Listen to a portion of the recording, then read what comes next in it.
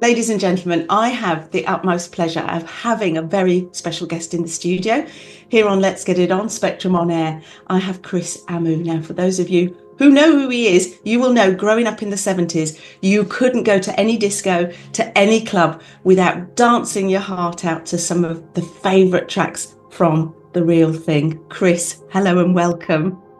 Hi, nice to be here.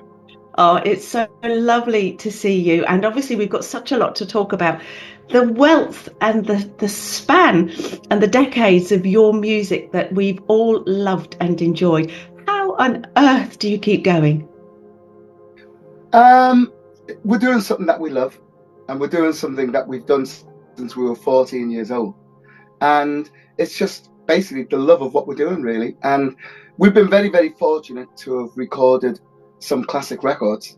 And when you've got sort of that kind of a history, you can have the longevity that you want, provided you keep yourself active and keep yourself creative, which is But what. you haven't changed any of you, have you? Your music is still so lovable today. I mean, you can't go to a wedding, can you? Yeah, it's And your music is still being played. amazing. I mean, who would have guessed? I mean, who would have known? I mean, when we went in to do You to Me or everything, we were just, it was just nice to be going in the studio to do a record. We liked the song when we heard it, when Ken brought it in, but that was all it was. It was just a nice song. And when we actually finished the record, it was just a nice record, which our manager said this stands a really good chance, but we were already enjoying ourselves anyway. And to think that, you know, 50 years, is it now? Yes, yeah, On, that it would still be as popular now as it was then. yeah. Well, it's not even something that you even think about. You worry if it's going to be still popular in a year's time, never mind 50. And a lot of the bands today, a lot of the new bands, very creative bands, they're really struggling to get their music heard, aren't they? And get the royalties from their music. So way back then, did you get all the royalties that you so rightly deserved from all your work? My heart bleeds for them. Can you hear the drip? Can you hear the sound of the drip coming? Listen, they're a hell of a lot more fortunate than what we were, Yeah. because at least now, if you're creative, you can get your music on any platform that you want. The rest is down to luck. When we started off, first of all, a record company had to come out and see you. And if you couldn't sing, you didn't get a deal. That was it. If they didn't like your voice or what you were singing, there was no deal. So that was a hurdle that we had to cross. Then they used to pick the songwriter that was going to write the song for you, that they thought this is the writer for them. Whether you liked the song or whether you didn't, really, right? But that was the only way you were going to get a record out. Then Yeah. they had to be prepared to spend the money to do a decent record because it's very Yeah. costly in them days. Yeah. And, it was a hell of a lot more difficult then. That's all I can say. We were very fortunate. We had a fantastic manager and everything who brought out our creativity, and he was very well respected. So that was good for us. But what is fantastic about now is 2 years ago, we recorded our first album in 30 years. And we did it at home. I know it seems No pressure, unbelievable, doesn't it? no pressure, no stress. The best album vocally that I've ever done, ever, for myself. Because there was no stress. There was no, oh, you have to do it this way. I did it the way I wanted to do it. I wrote the songs. I didn't have to say, oh, is this commercial? Oh, is that? Oh, is that? I could just write what come out in my head. Yeah. And the platform's there to put it on. Do you feel that moment in time sort of it gave you the opportunity to be authentically you as opposed to be a commercially group and all the other pressures and the noise that comes on that probably stops your true creativity? So do you feel this new album is more authentically you guys? It's more authentically me Yeah. and the group as we are now. But we never lose sight of the fact that when you've been fortunate enough to have recorded songs like You to Me or Everything, Can't Get By Without You, Can You Feel the Force, them type of things, you've got an obligation. Yeah. Because people love them songs. And no matter what we think, and it's the same with every single artist on this planet, whether it be Stevie Wonder or with anyone. You take Stevie Wonder, the worst thing I've ever heard from him was I Just Called to Say I Love You. It's his biggest hit. Yeah, I know. It's weird, isn't it, how that happens? Yeah, there's an art to writing something that is going to resonate with people. And it's a lot more difficult to do that than it is for me to write something like A Children of the Ghetto. It's a lot more difficult to come up with something like You to Me or Everything. So, that's what makes the business go round. You need that pressure. Yeah. But you've also got to have that commerciality, because you haven't got that. Well, then all that creativity that you've got basically will end up sitting on the shelf. And the one who will be loving it is you. What do you think, Chris, about all of the kind of tribute bands that have popped up that sometimes try and be you guys? What's your feeling about tribute bands? Because some artists, they have different views about it, don't they? They don't register with me in any way, shape or form. They're just people making a living. I don't listen to them. They don't mean anything to me. They're just making a living in the business. When we first started, we were doing covers and things. But we weren't trying to be anybody. We were just doing songs that we liked. The difference now where a lot of artists, we worked with a group in Dubai once. I'm not going to tell you who. And they were a tribute band. And they were actually talking in the accent that the band that they were tributing talk. And I thought, why are you doing that? Everybody knows you're not them. Yes. So why are you going on radio talking like that? Yes. And I think that's the part of it that I don't see. I see people doing. See, if I was going to do a cover, it would have to do my version of that cover. It wouldn't be the same as the artist who did it. It would be my rendition of a song that I love. When you're actually just replicating a whole show of a particular artist, no, it's not for me. But I understand that people can make a living from doing that. It happens, Going back to 14-year-olds and you were singing together, how did you know that all your voices blended so well? Did that take hours and hours of practice, or did it all just come naturally to you all? It took years, to be quite honest with you. And they certainly didn't blend. Of that, I can tell you. It started off as something that we wanted to do, and we knew we wanted to do it.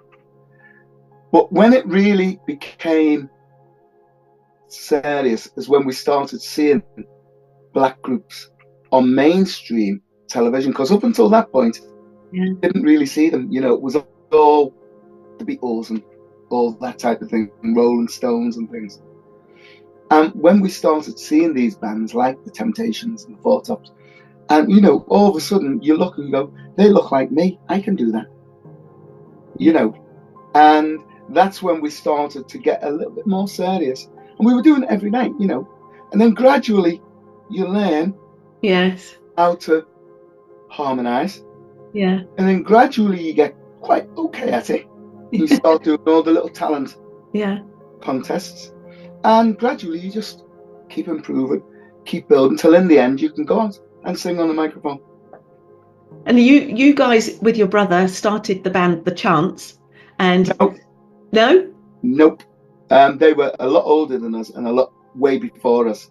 Were they? They were who we used to look up to, in that when we decided that we wanted to have a career in the music business, we could look at my brother Eddie, who was in the Chants at the time, and say, well, they've had a living out of this. You know, they might not be what you would term a commercial success with records, but at least they can go out every week, they can work and earn enough to pay the bills and the family and do something that they enjoy doing. Yeah. So basically, I formed, and Dave, we formed our group, which was very young, raw. And Eddie used to come in now and again and show us how to put harmonies together until I was proficient enough to do it. Right. And we were working with David Essex and doing a lot of like adverts, like Cadbury's Dairy Milk and things, War of the Worlds and things like that, before Eddie joined, actually. So we were quite established. But by then, he was always going to join because, number one, he was my brother. Number two, we wrote all the songs together. Did you? Because, well, by that time, we were writing songs together, you see. Yeah, yeah. By that time.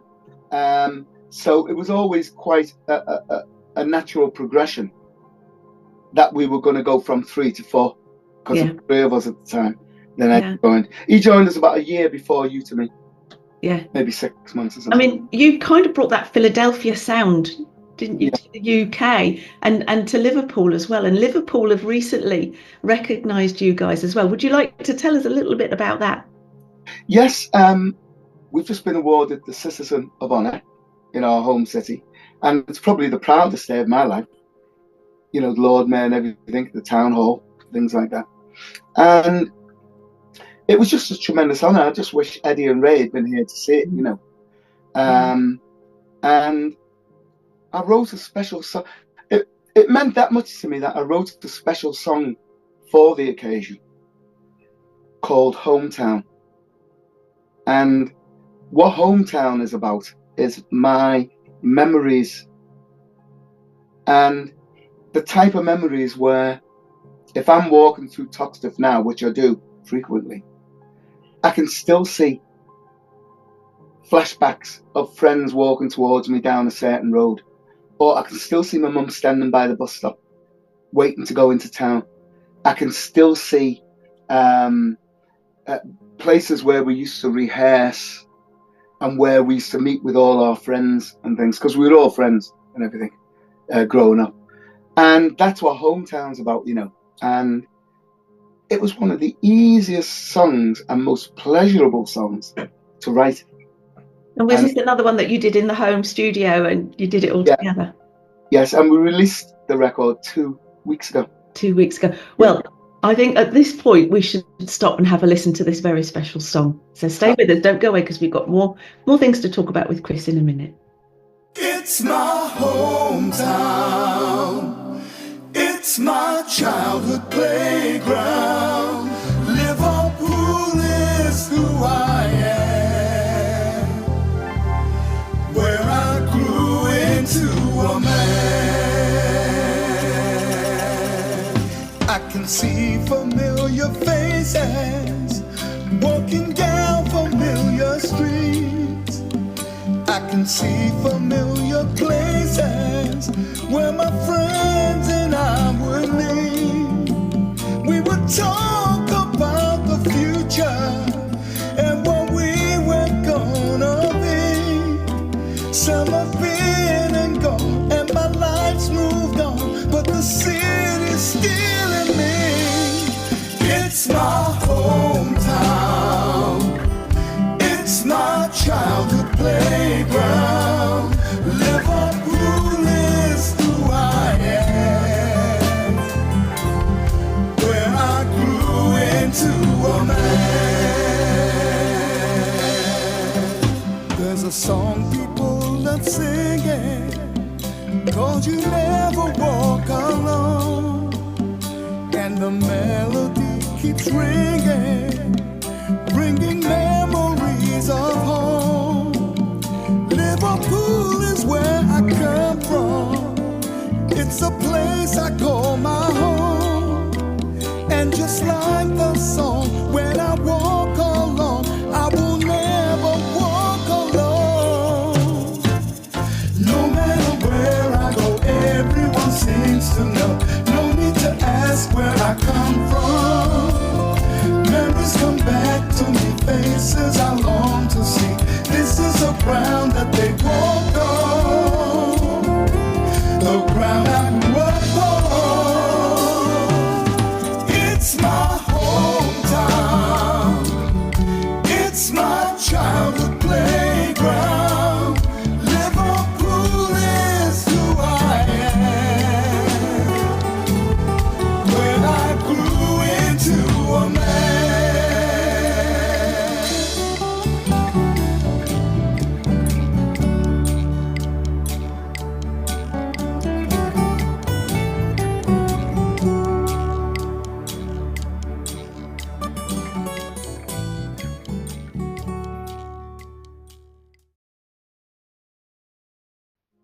Chris, growing up in Liverpool must have been quite tough for a young black artist and getting your name out there in quite a, well, it was a thriving sort of music community in Liverpool.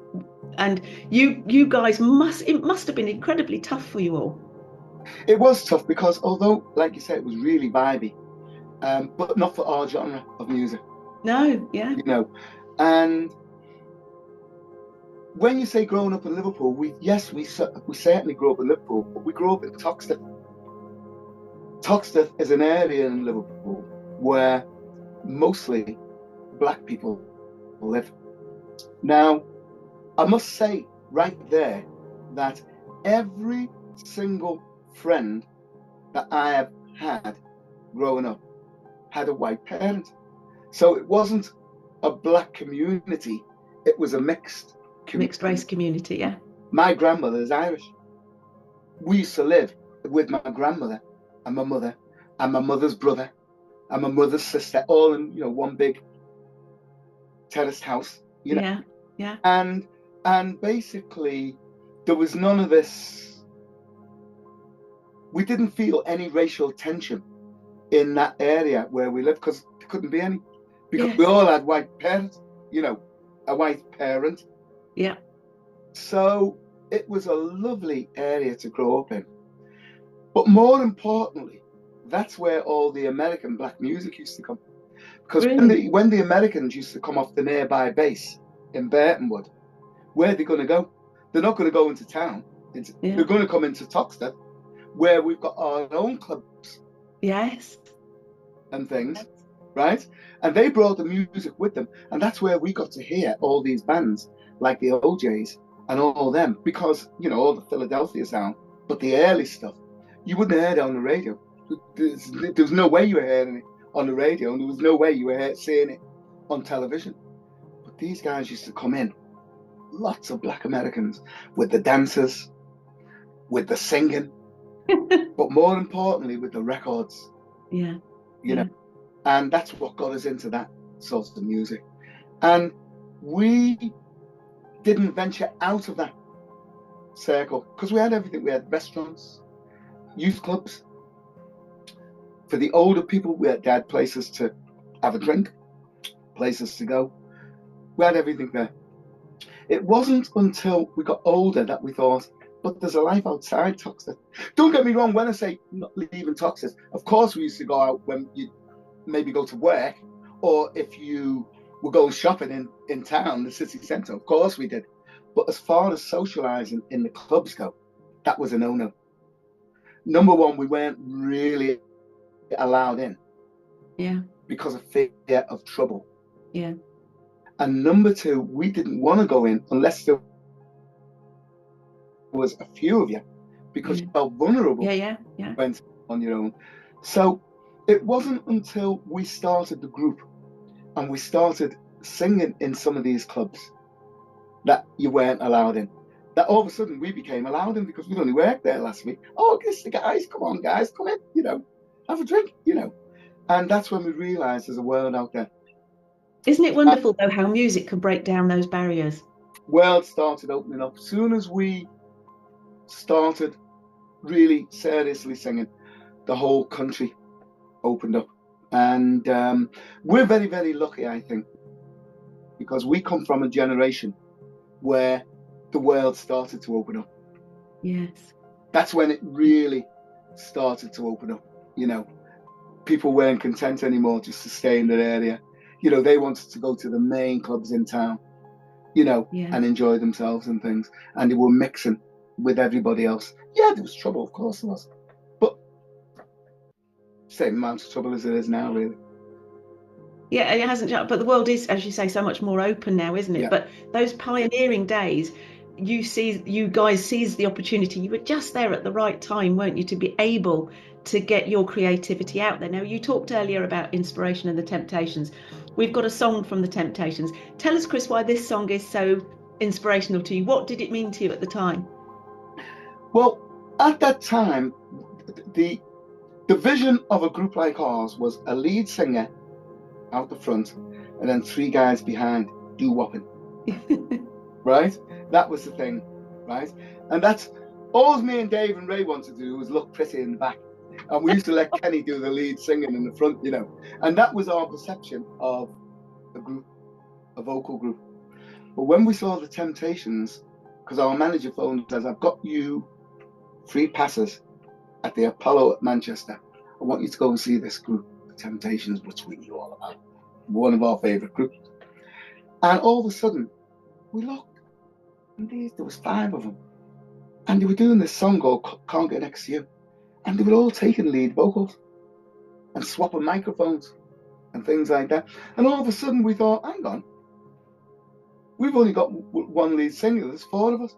So all of a sudden, it's like, well, I'm going to sing that line. And David going, I'm going to sing that line. And Ray had a beautiful high voice. I'm going to sing that line, you know. And basically, right from that moment, we changed the whole perception. Oh, man. Yeah. You know. And so that's why we were inspired by that particular song. Well, let's have a listen to that. Now, this is the Temptations, Can't Get Next to You. That's okay, it. Let's have a quick listen to this song that was so inspirational.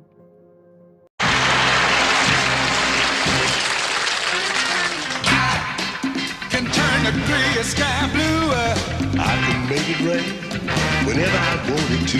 Oh, I can build a castle from a single grain of sand. I can make a ship sail on dry land. But my life is incomplete and I'm so blue. 'Cause I can't get next to you. Can't get next to you, baby. Get next to you. Can't get next to you. Just can't get next to you, baby. I can't get next to you. Can fly like a bird in the sky. I can buy anything that money can buy. Oh, I can turn a river into a raging fire. I can live forever if I so desire. I'm a part of all these things I can do. 'Cause I can't get next to you, baby. What I do, get next to you.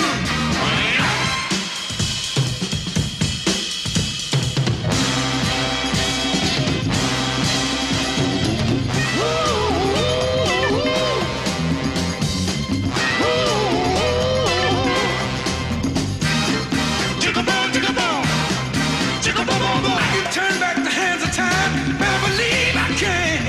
I can make the seasons change just by waving my hand. Oh, I can change anything from all to do. The thing I want to do the most, I'm unable to do. I'm happy now with all the powers I possess. 'Cause girl, you're the key to my happiness. And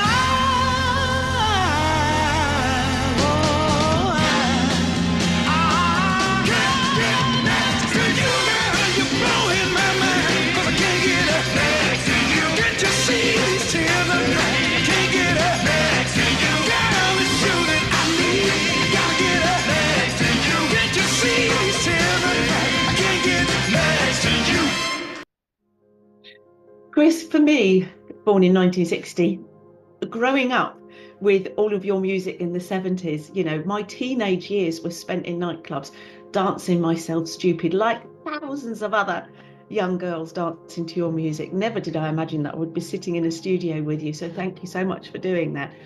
But were you aware of how many people were dancing their socks off to your music at the time? Yes. Yeah, we were. Because when you're at number 1, Yes. you know, and Feel the Force was, I mean, that was number 1 in the disco charts for God knows how long before it was even released, you know, just off the album. So yeah, we knew that people were dancing and to our music. Yeah. And the thing was then is that if people couldn't dance to your music, you didn't have a hit in a strange kind of way. Even if you did a ballad, they had to be able to dance close. So it wasn't worth doing a ballad with no beat if you were into our genre, you know? Yeah. It still had to have a groove where people could dance close. When you were talking about the inspiration of the Temptations, what was the first song that you did then that all of you were singing different lines in a song? That's the one. That's the one. That's the one. So you did your own version of that. I can turn a grey sky blue. That was my part. I'm going to listen to that again. That was my line. I will listen to that again. Now you've got a new album out, haven't you, that you've created? Yeah. What sort of inspiration was behind some of the tracks? You've written some of them as well, haven't you, on there? So what was the inspiration behind? What did you want the overall album to be, to come across as? Okay.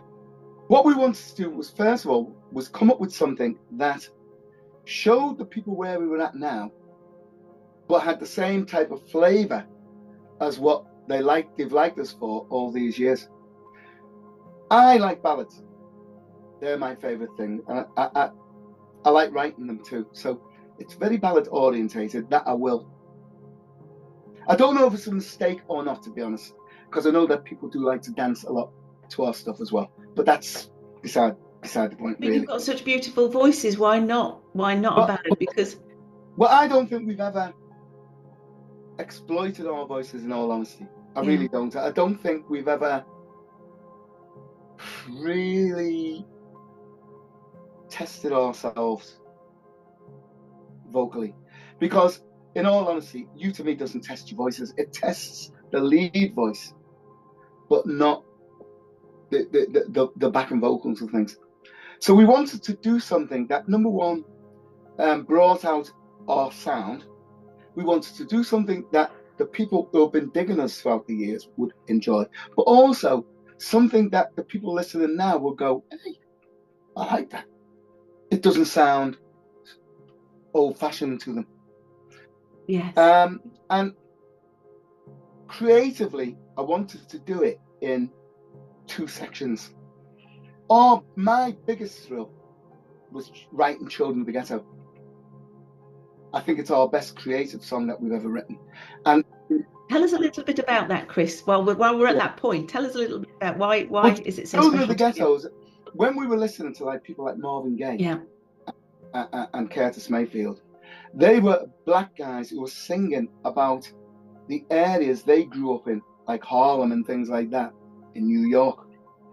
And it was the time of the message songs where artists were putting out what it's like to be black growing up in the inner city. And so Eddie and I decided that we were going to do the same type of thing and tell what it was like us growing up in our city, which was Toxteth in Liverpool. And that's how Children of the Ghetto came about. And whereas before we were influenced by the Americans, what we found with this particular track is all the big American artists like Mary J. Blige, people like Philip Bailey from Earth, Wind and Fire, jazz players like Courtney Pine, and I can't tell you the amount of people who have covered the song. You've only got to put it into your Google and you'll see hundreds of them. They started to do ours. They started to sing our song, Children of the Ghetto.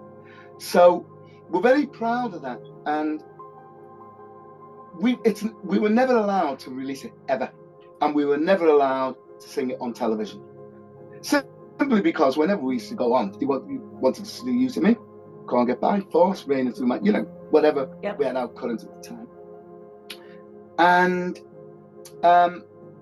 basically, the first time we got to sing it was when it was requested by Jules Holland, and we did his New Year show, and we did it, and it was such a good reaction that we've put our version now on the album A Brand New Day.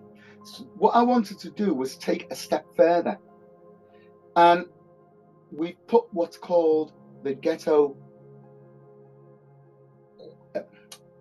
quadrilogy on the album, which is 4 songs, 3 songs following on from Children of the Ghetto, which was, one was called God Help the Child, one was called Daddy Dear, and the other one was called Living on the Front Line. So them 4 songs are in a section of the album for the people who want to listen more seriously and just hear, so we say, a deeper side to the real. Yes. And then the others are just lovely ballads in the vein of Raining Through My Sunshine and things like that. Really nice ballads. And my favourite from that is Children of the Ghetto, which is a good live version, which I'd like you to play. Yeah. And A Brand New Day, which is the title track. Okay, well, let's listen. Have a listen to that and you'll see what I'm talking Let's have a listen to Children of the Ghetto first. So don't go away because we've got more to ask Chris in a moment. Sha-la-la-la-la-la-la. Sha-la-la-la-la-la-la. Sha-la-la-la-la-la-la.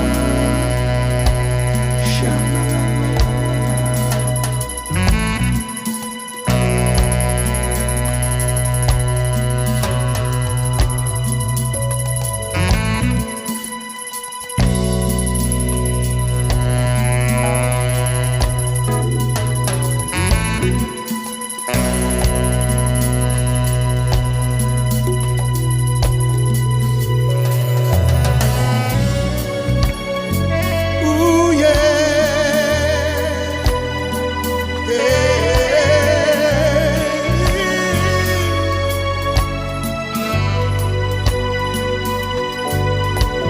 Children of the ghetto, running wild and free in a concrete jungle, filled with misery. There's no inspiration to brighten up the day. So out of desperation,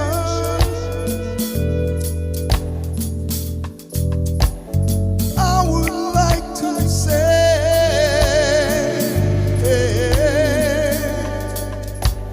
children of the ghetto, keep your head to the sky. Whoa, yeah. Look up to the sky. Children of the ghetto, always in the news, and toughness is a motto,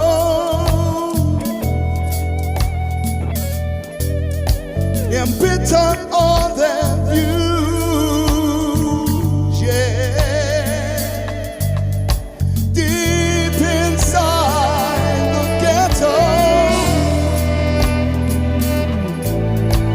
there's a unity that cancels out the sorrow and the misery. Children of the ghetto, keep your head to the sky. Whoa, yeah. Look up to the sky. Yeah, we're better.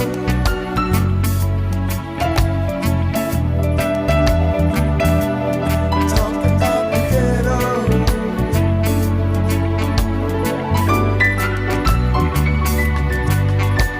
The ghetto.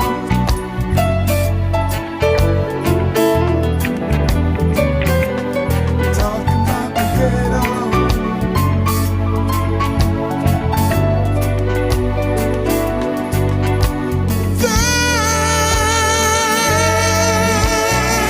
There's no inspiration to brighten up the day.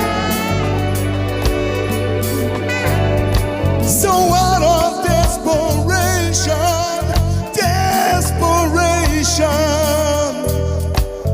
I would like to say,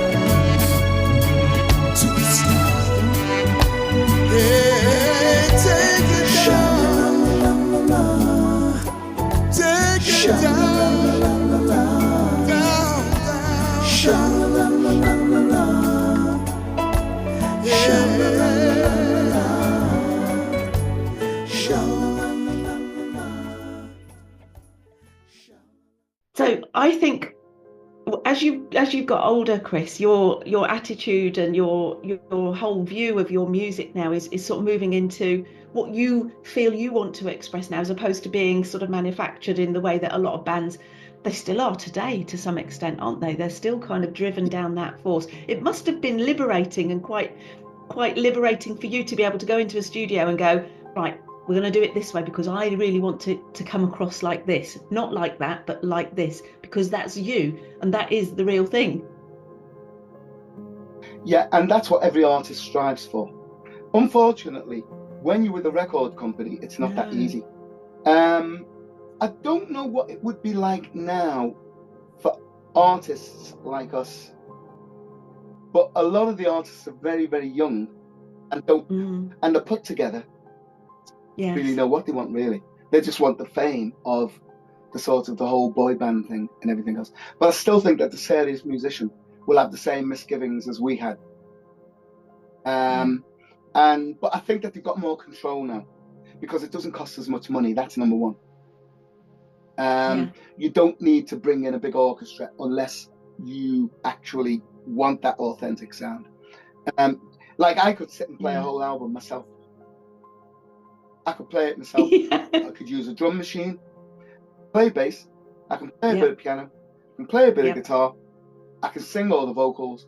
If I want to, I can do an album. And that's something that you could not do before, unless you were Stevie Wonder. No. What do you think about AI coming in now? Because there's quite a lot of talk, isn't there, about AI replacing vocals? Because some creatives can't. They've got the music, they can create the music, they can do all of that, but they haven't got a vocalist that they can work with that gives them the sound to the lyrics that they've written. So they'll use an AI. What's your thoughts on all of that that's happening at the moment? I don't really think about it, to be quite honest with you. Look, when synthesizer machines came out, bass players, string players, they were all saying, well, it can't be as good as real strings and things and that and the other. But it's here. It hasn't really done anything to the bit, because when it comes back to it, things go round in circles. And if I really had the power, I'd rather put real strings on than use a synthesizer. So it doesn't change the perception, only momentarily, you know. As for the AI taking over voices and things, well, I won't be here, so they can do what the hell they like. It'll take a lot longer for that before it ain't going to affect me. So just another development, which everybody's frightened of, which will become normal to the people who are coming through now. They'll go, oh, you know, archaic, I can't sing all that. We can just go, you know, that's life. Yeah, and I guess the overall is the listener. It's the listener's choice. I don't think the listener minds how it happens. Hits you and makes you feel good. Yeah. That's what the music business is all about. I think people have got to stop getting away from it's got to be this and it's got to be that. What it's down to is this: it doesn't matter how bad the damn record is, and it doesn't matter how badly it's sung or played. If when you're listening to it, it makes you feel good and you're humming along to it, job done. Yeah. Simple. Keep it you simple. You have the best voice in the world, but if you're singing a melody that nobody likes, what good's your voice? I know. And you know that I won't say their names because I wouldn't want to upset them, but there are two artists and they're classical artists. They've each got very successful independent careers, but they've come together. One's a tenor and the other one's something else. And they've come together and they've both got so powerful voices. To me, it becomes a din. I can't do them together. It's really weird. That's just my choice, because they lose something of themselves by competing with each other in one track, and it's really weird. I can't explain it, and yet I love them both independently, but together, no. Yeah. In other words, they're using maybe the wrong choice of arrangement. Yes. Maybe, you know, to come together. Yeah. No, not to come together, because I think that's a good idea, but maybe they need to think more about how they interact vocally, maybe. I don't know. Maybe. I'm going to flip us back to You to Me Are Everything, because that's one of my favourite songs, and we're going to listen to that because we're going to run out of time. I know we are, because we're chattering away. We won't get them all out. Let's just have a little short break and listen to You to Me Are Everything. Okay, all the way back to 1976. Let's see if you remember this.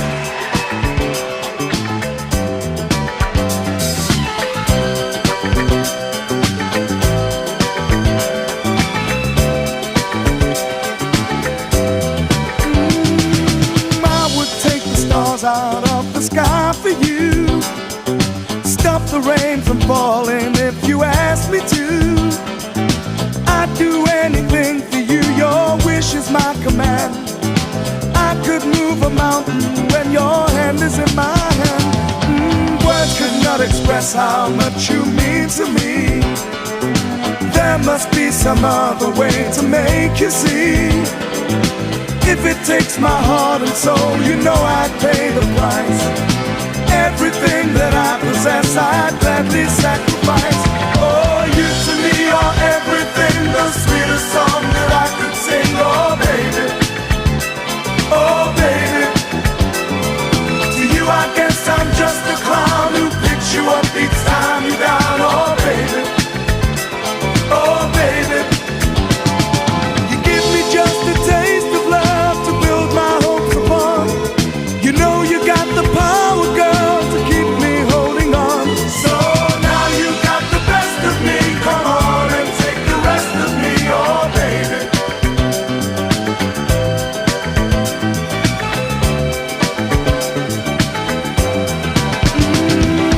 Though you're close to me, we seem so far apart. Maybe given time, you'll have a change of heart. If it takes forever, girl, then I'm prepared to wait. The day you give your love to me won't be a day too late. Oh, you to me are everything, the sweetest song that I can sing. Oh, baby, oh, baby. To you I guess I'm just a clown who picks you up each time you're down. Oh, baby, oh, baby. You give me just a taste of love to build my hopes upon. You know you got the power, girl, to keep me holding on.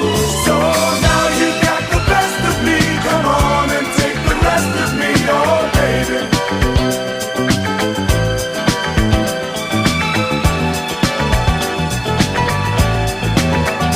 Oh, you to me are everything, the sweetest song that I can sing. Oh baby, oh baby, oh baby. Yes, I need you, baby. You to me are everything, the sweetest song that I can sing. Oh baby, you are everything to me. Baby, can't you see?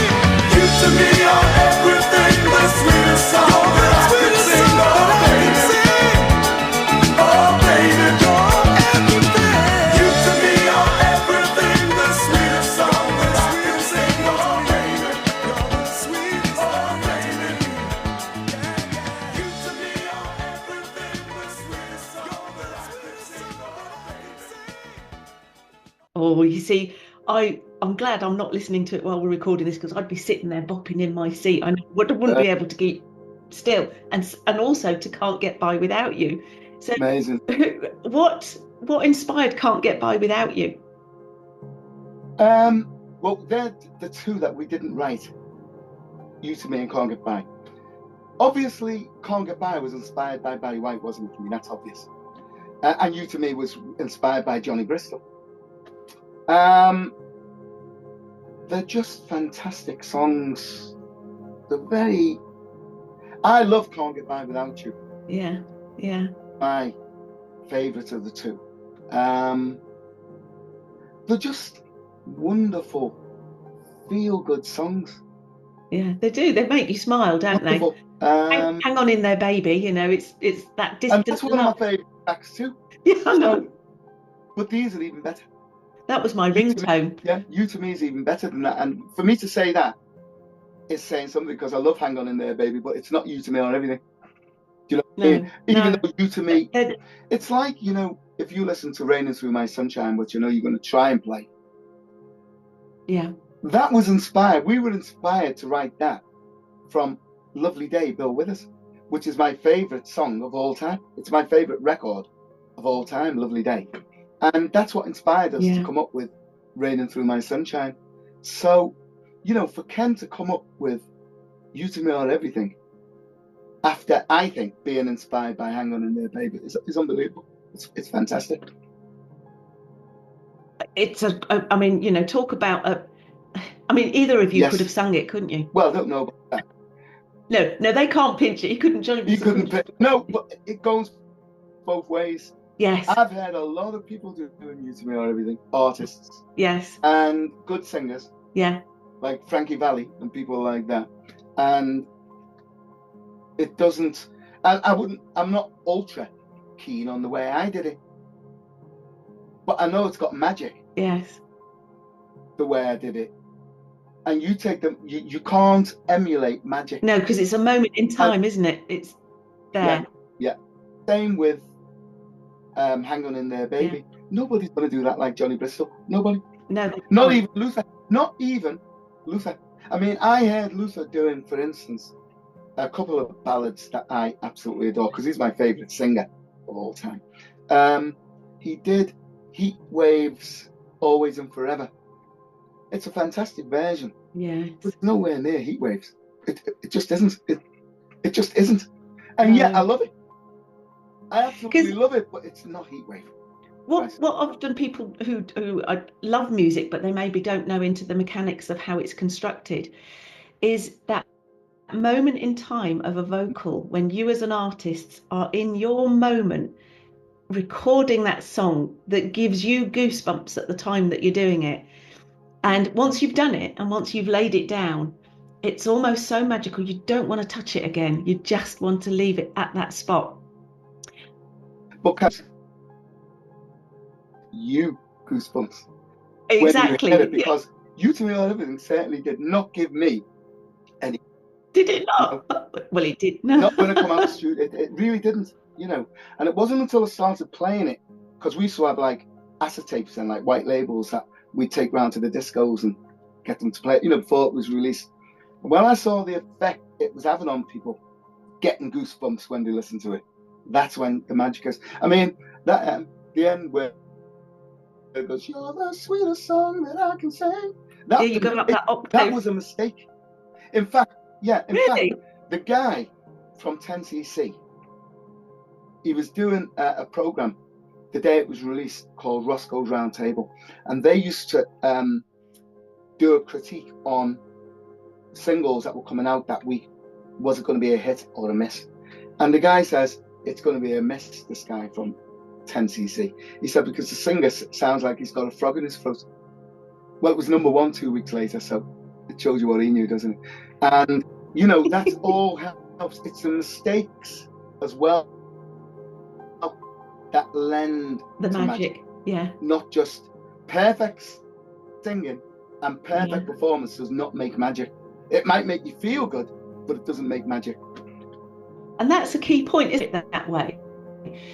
If you'd have listened to the guy from, you might have changed it, and who knows, it might have changed the complete feeling of the song. Absolutely, because you go in and do it again because of that, and you lose other elements of the song that you can't replicate, you know. Well, let's listen to the song that was inspired by Bill Withers. This is Raining Through My Sunshine. Let's have a listen to that, and we'll be back in just a moment. Ooh, yeah. Raining through my sunshine. Raining through my sunshine. My sunshine. Raining through my sunshine. Raining through my sunshine.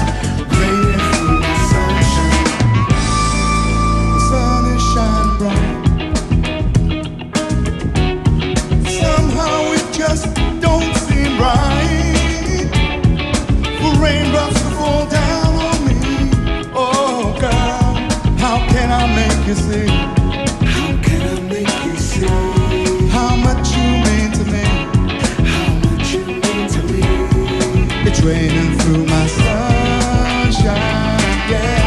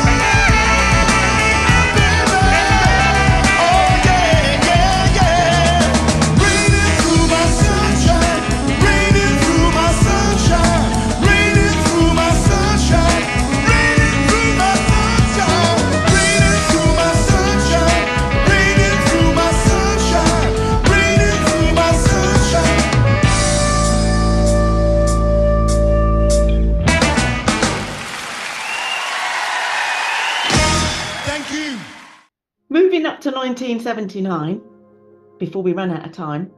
Can You Feel the Force? That was such a powerful, wasn't it, anthem, really. What inspired that? That was the biggie. That was the biggie. That catapulted us into a better place. Because people realized we weren't just the sweet soul, that we had a real dance element too. I mean, a proper dance element. Everyone, of course, could dance to You To Me and Can't Goodbye, but Can You Feel the Force was the big disco song of that year, you know.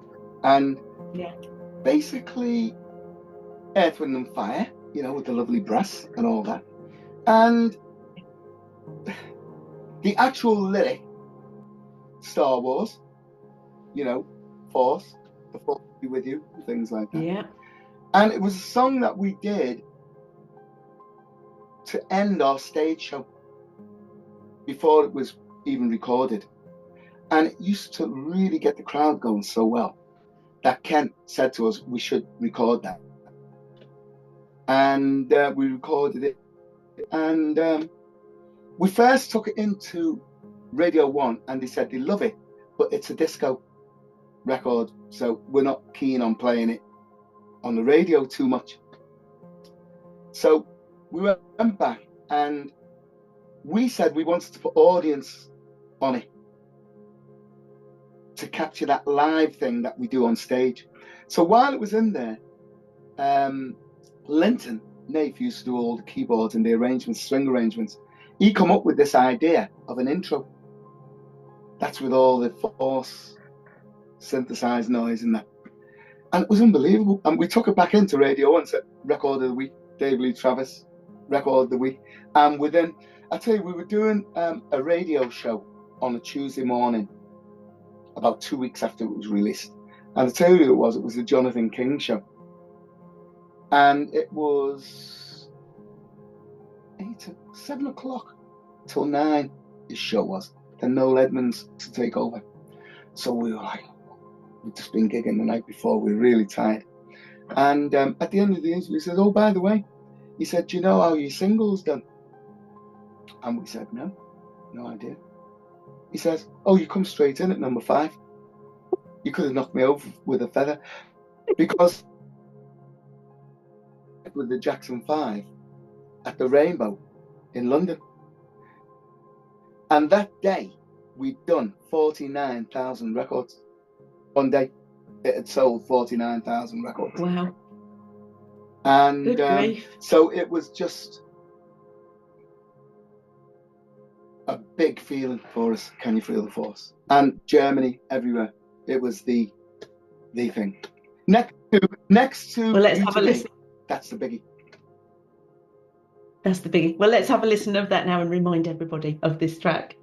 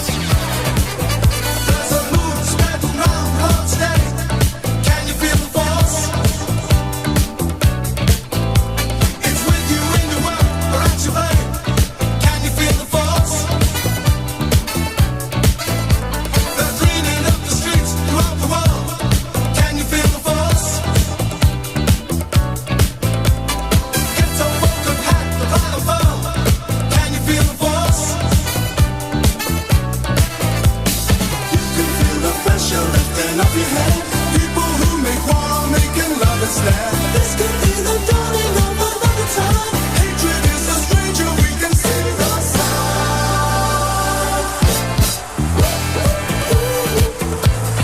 Can you feel the force?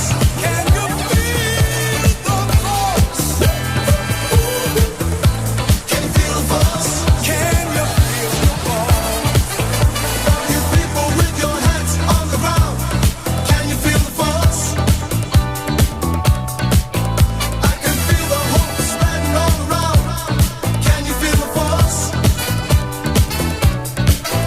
I can feel a new beginning in the air. Can you feel the force? Peace and love flowing everywhere. Can you feel the force? You can see a change in people's attitudes. Look into the future in much brighter moods. There's a message glowing in the little sky. Times are changing, soon we'll all be flying high.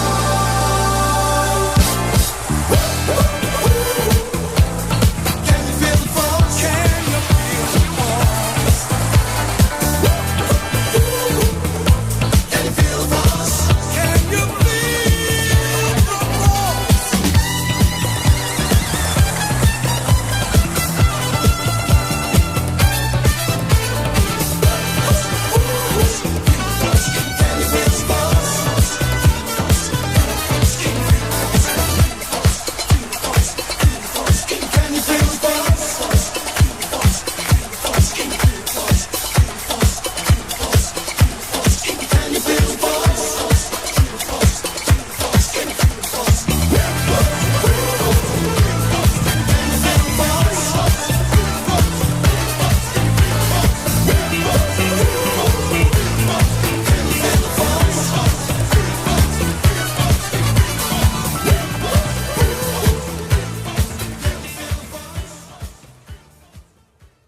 Chris, you mentioned the Jackson 5, and a question I was going to ask you was Hot Chocolate, Boney M, all of these wonderful groups that were around the same time as you. Did you all get on together? Did you all kind of have that kind of comradeship that, you know, a lot of artists have?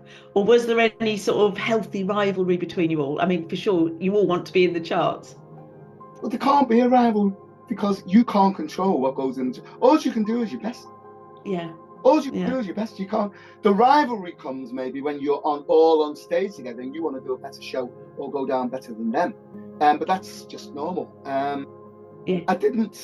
We weren't allowed to meet the Jackson 5. You weren't allowed to meet them? No, they kept themselves to themselves. You know, you didn't get anywhere close to them. You know, with all the minders, things like that. And Errol from Hot Chocolates always used to come in and see us when we used to wear gloves before we had any hits, and he'd always buy us a bottle of champagne. He'd always send a bottle of champagne into us, you know. And so, you know, he was great, you know, Hot Chocolates. Boney M, we didn't know. I know them now since we started working with them in Europe and things, but didn't at the time. I didn't know them then. But yeah, there is a big camaraderie. I mean, with all the groups. I mean, you know, Beverly Knight and everybody. We're all in it for the same thing, for the love of music. It's nice to be able to cheer on another artist and you know, work with them. I think it's such a lovely thing because you're all doing the same thing, reaching hearts and minds. Yeah, and when we work with them, it's always on festivals. And basically, you're only doing your hits, basically, on the. And everybody's got their own hits. People like to hear them doing their hits. They love to hear us for doing ours. End of story. You said earlier that You To Me Are Everything, you might like to have rearranged it. So when you're doing because you've got a mammoth tour going on at the moment, haven't you? We'll make sure all the dates and where they all are at the interview promos that we do. But are you tempted when you're singing it to change it at all, change the arrangements, or are you keeping it as, because your audience will want the original, but sometimes it's nice to hear, oh, they've changed that a bit. That's like asking me if you want me to be stronger. No, yes. No, thank you. I've got no intentions of changing that. I do say I'm going to change it on stage. I'm met with stony stares, and then I go, I'm only joking, and then they smile. But may we in the future hear a different version of it, No. do you think? No, No. you're going to keep it or leaving it as it is. Yes.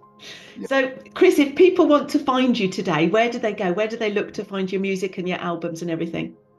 I think the best place to go is on our Facebook page, because it really, truly has got a lot of lovely videos on there, which you'll never see anywhere else. And to get all the news, to get everything. And I do a lot of live question and answers where they can send in the questions and I'll answer them on video on our Facebook page and things. You'd be surprised though. I would have thought that people would have a lot more questions that weren't part of the ordinary.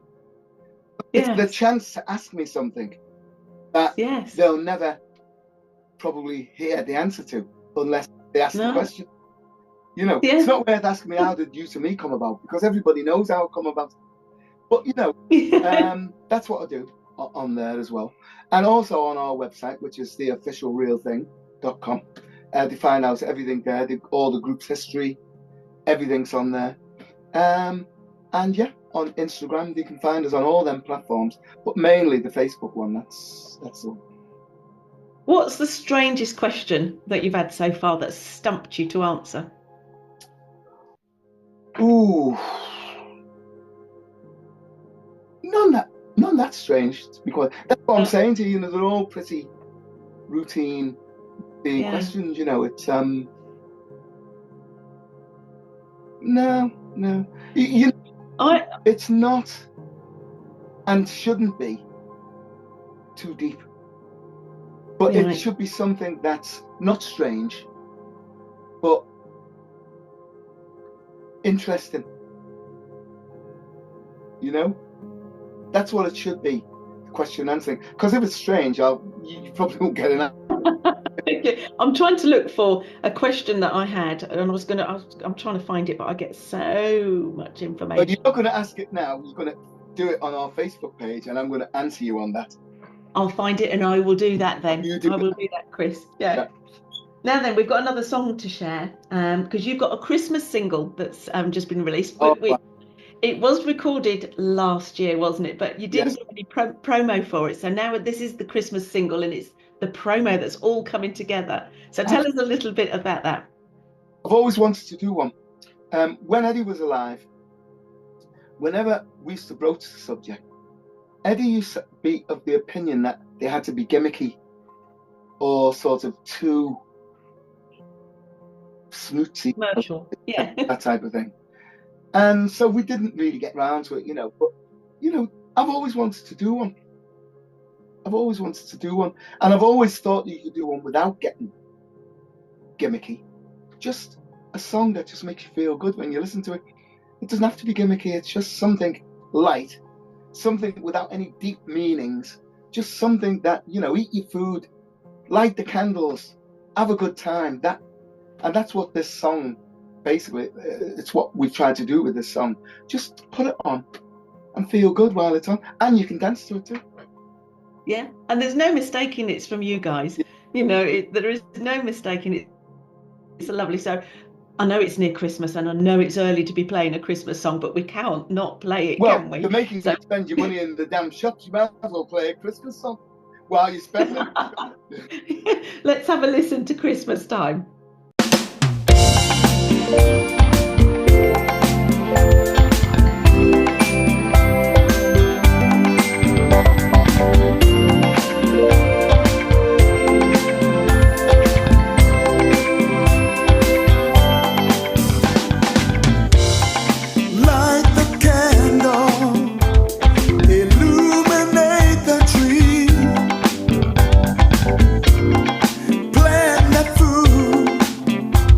Enough for more.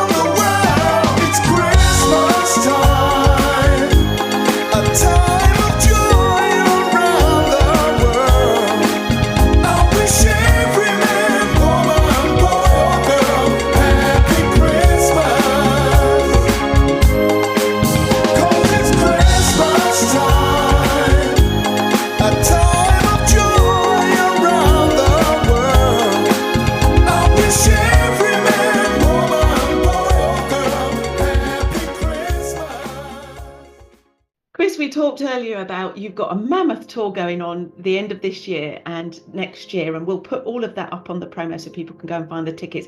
But between now and December, where are you? Where can people But find you? we're doing one of our favourite gigs at the weekend, the Pizza Express.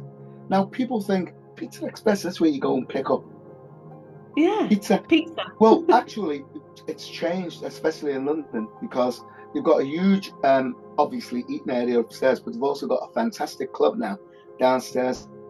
And it's the only club we do that's an intimate club. It really is intimate, you know. And we always do it. We always have done it. We've done it for the last 2 or 3 years now. And it's a fantastic gig. So we're there at the weekend. Yeah. Yeah. So we're going to December. So you've got 29th of November, Pizza Express in Holborn. Yeah. Saturday, the 14th of December, you're at the Factory Live in Worthing. Absolutely. 19th of December, all Christmassy good ones to go to. Yeah. 19th of December, the Lowther Pavilion in Lytham St Anne's, a lovely place to go and visit actually and stay the weekend and see you guys. And then on the 20th of December, there's no rest for you, is there, before Christmas? Yeah. You're at the fire station in Carlisle. Yeah, that's great. That's a great old gig. That's really nice. It's not really a fire station, is it? It's an old fire station, yeah. Is it really? Yeah. Converted into a big club, but it's quite nice. We don't do a lot of clubs. It's weird. The clubs we normally do, you know, at the pavilion, Lytham St Anne's and things like that. But you find that, like, hopefully a lot of clubs are now starting to have live music again. Yes. Because a lot of them stopped doing it. They just started having discos and things like that. And playing records and things. But a lot of them are now starting to get bigger. Rethink about it. Have live music again, you know, which is great. I think one of I did on my show, I have a lot of emerging artists and they are trying to get their music out there, their creativity out there. One of the things that they all struggle with is venues today seem to want them to play for 50 quid, 100 quid. And they take it because it gets their music exposed to an audience. But I think venues have got to wake up and start to appreciate the hard work that goes into that one performance. It's not just that performance, it's all the rehearsals, it's all the preparation, it's all the music equipment that has to be bought, that has to be toned, has to be all laid up properly. It takes a good half an hour to get it all set up. And if there was one sort of wish, you know, that I would like venues to take on board is please appreciate those live artists. For yourselves, you're established and you're well known and probably have got venues falling over you. What would you say to those venues that want to help emerging artists, but they kind of don't value them? Well, for those type of venues, I wouldn't want to work, to be quite, if I knew that I was undervalued. Yeah. You understand that it's a lot now to keep the venues going. Yeah. To keep the venues open. I do understand. Tough for them too, yeah. Tough for them. But you know, always remember this. Get yourself something as a backup when you enter this business. Because without being too depressing, 90% of the people who enter the business are not successful, don't make it. Yeah. But don't measure success by bands like The Real Thing or anybody else. If you can make a living out of doing something that you love on stage, you've been successful. Because that's what you've set out to do. So you've been successful. Now, how much more success you get is down to luck. And secondly, down to talent. You know, but if you can make a living out of doing something, if you can go to clubs and earn a living doing what you enjoy doing, you've been successful. Yeah. But have a backup. Yeah. That is a very good question that I should have asked you right at the beginning. So did you have a backup? Did you have a trade behind you? What did you? No. I didn't. I had sweet nothing. Yeah, nothing.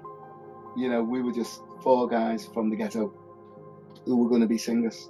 That's it. But you learn that it could have quite easily have gone the other way, and we probably would have not been doing anything 3 or 4 years later. you know. Just make sure you've got a backup. It's not difficult, you know. Don't neglect what you're doing, and then you'll enjoy the music business more. If you don't have to rely on it, trust me, you'll be more creative because you won't have the pressures of, oh God, I haven't got a gig this week. Where's the money going to come from? And you can then dictate the clubs because you won't be reliant on what they're going to pay. So just have backup, you know. In my day, we didn't think like that, you know. We didn't think like that then. It didn't even enter my mind to have backup. But believe you me, anyone now, if you haven't got backup, you're mad. You won't enjoy the business. You won't enjoy it. If you haven't got backup now, you won't enjoy it, honestly. Yeah. It can easily drive you down, can't it, and under? It can drive you down and under, you know. You've got your room, your bedroom. Everyone has got a laptop. You only need one app and you can make a record. Enjoy. When you come home from work, enjoy. If you've got a gig after work and you can look forward to it all day. And then what you create in your room, you get it on a platform. If it takes off, goodbye work. Hello. Hello, bass, you know. And that's the way it is. But you've got to have that backup, because if you haven't, it's a lot more difficult. That's all I can say. Chris, I personally want to thank you for my wonderful teenage years listening to your fabulous music. Thank you for your music, and thank you for being who you are. And on behalf of all of our listeners that will be listening to this interview with you, thank you so much for joining us today. And thank you for sharing some of your joys with us as well. It's such a privilege and an honour to have to chat to you today. And I'm sure they will all thank you. I'm sure I've got queues of them behind me thanking you for the music. We look forward to the album. When is the album out? Is it out now? It's out now. It's out now. So a brand new day. A brand new day, so you can go and get it, download it, have it on your playlist. I'll be listening to it on my long car journey tomorrow, I can promise you that. Great stuff. I wish you a lovely tour. I hope you don't get too tired. I won't. But I'll be thinking of you guys out there, and I'll try and get to one of them if I can, and see you, and I'll just be in the audience waving away at you, properly dancing away. It would be lovely to see you, and it's been a pleasure. Thank you, Chris. Give my love to everybody else, won't you, as well, and say thank you. I will. Bye, everybody.